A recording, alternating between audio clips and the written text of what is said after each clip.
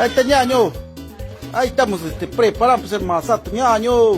Aquí con la señora Estrellita, mira, ve cómo así se le hace el masato ñaño. Aquí se prepara el masato para la pureza, para recibir la fiesta. Aquí para que aumente mi masatito, lo que está poquito, se dice sachabacocote.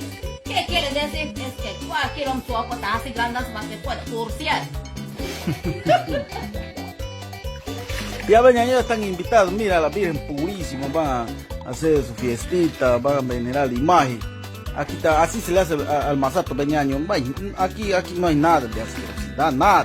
Esta es la costumbre, la tradición es así. Y si tú vas a sacar el afrecho del masato con cucharón, con espumadera, no vale. Tiene que ser con las propias manos.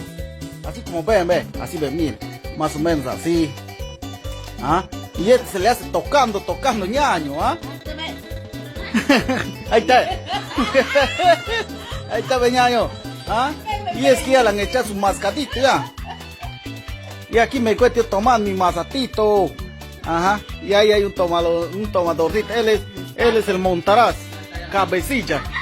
El penadero. Ajá. Él está sonando ya.